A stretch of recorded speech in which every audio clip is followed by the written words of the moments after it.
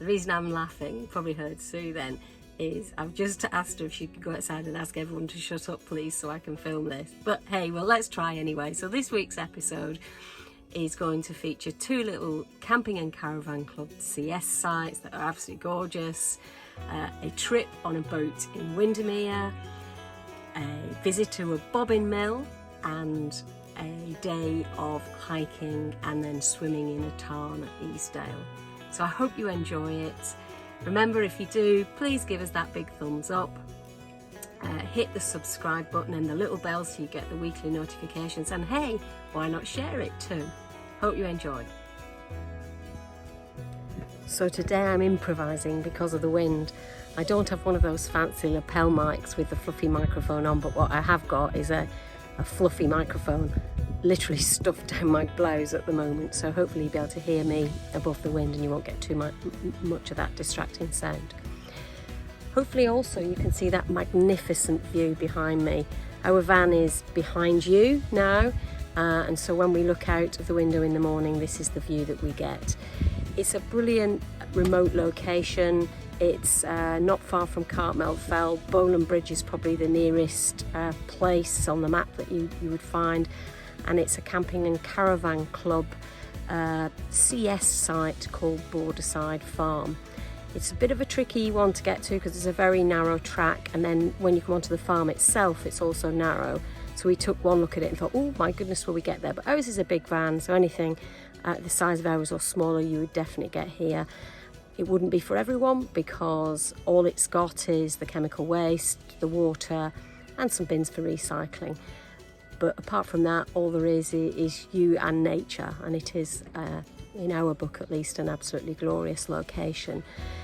Also worth a mention, there is a pub that we've been to many times before called the Mason's Arms, and it's always been a good pub. It remains a good pub. We were there yesterday and really enjoyed having some lunch there.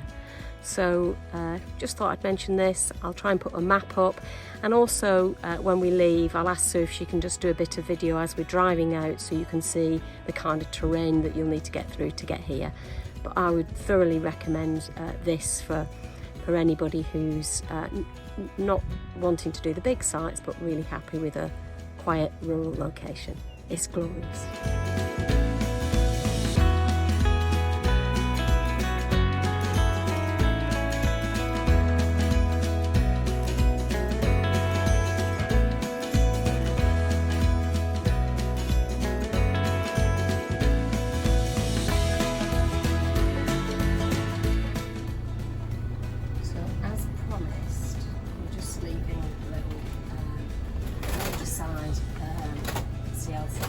Promised. I said I'd film the route just to give you an idea of how tricky it is. I'm edging down, looking in my windows all the time. It's going right close up to the edge. But I think I've missed it. We survived that first bit. There's another tight gate up ahead, I seem to recall.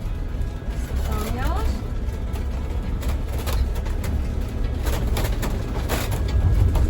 Oh, you felt the wheels skidding then. Another one to go for.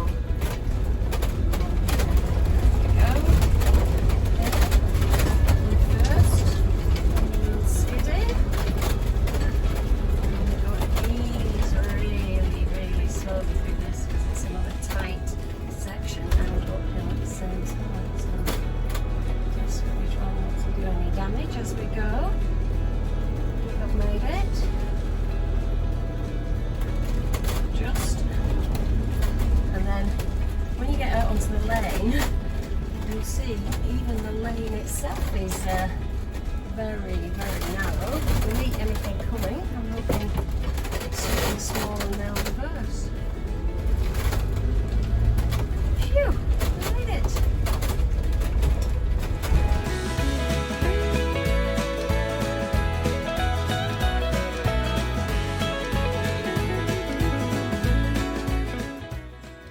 So we're on a little enchanted woodland walk this morning. We found these fantastic woods, and it's an absolutely beautifully still day.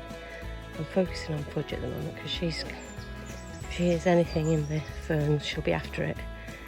And there's lots of rabbits that she loves.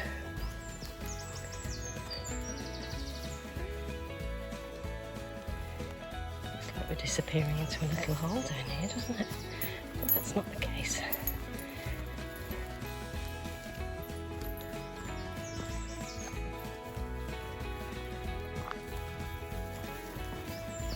When we eventually come out at the top, which won't be for some time yet, maybe about 20-25 minutes, we will be at that little tarn, or high dam, which is gorgeous.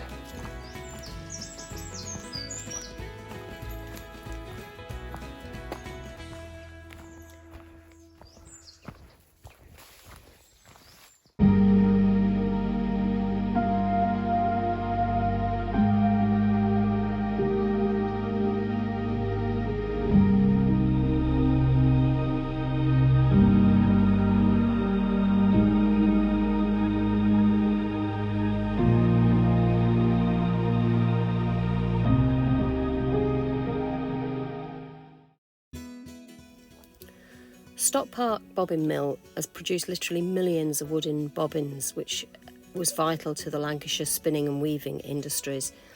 It was built in 1835 and diversified over time, which meant that it worked continuously up until 1971. It's now a working museum for all to visit.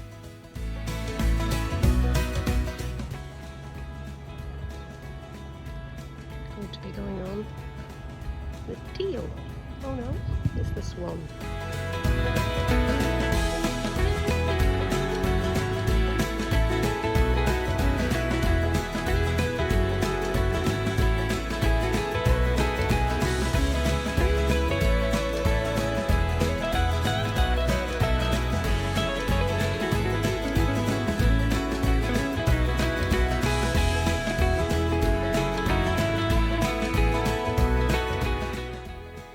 So the Swan was built in 1938 by Vickers of Barrow, and in my mind I've got it as a bit of a flat pack because it was transported by rail to Lakeside and then assembled. It's capable of carrying 533 passengers and also has a crew of 6. The Furness Railway was developed in the 1850s and 60s at the height of the Industrial Revolution. It was there to transport coal and iron ore from coastal areas to some of the heavy industries. A small section of this railway has been preserved for us to enjoy.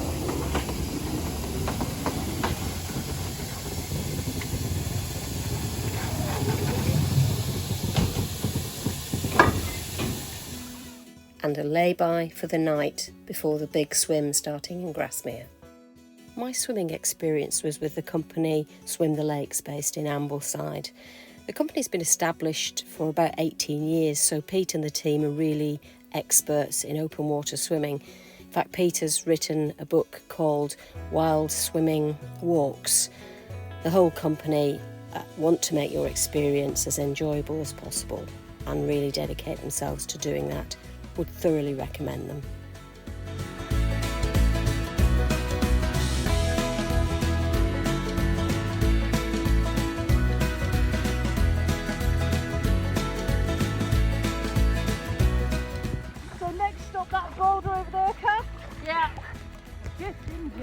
Yeah.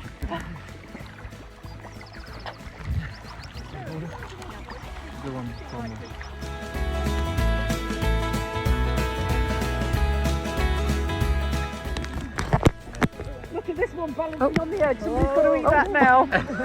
Richard, it's got your name on it. Oh, all right. Chocolate in the tarn. All right.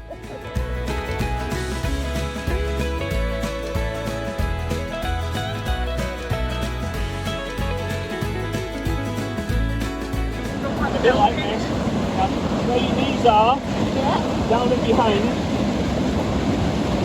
there's a little kind of sloping ledge, okay, you're in there, just walk back, run it around with that hand,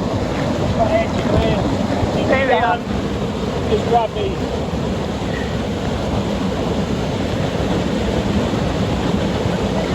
He's in there.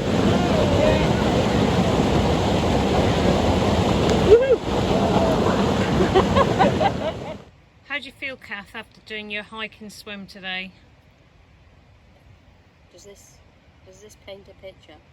I'm elated because I've thoroughly enjoyed it, but I'm exhausted. I don't know what's the mileage is. We've probably walked about 5 miles, which doesn't sound too far, but obviously up and down. Hilly terrain, and then we've swum about a kilometre, I think, roughly, and then we dipped in some pools, and I'm exhausted. This is my first beer, and it's going down beautifully, but I might be here all night.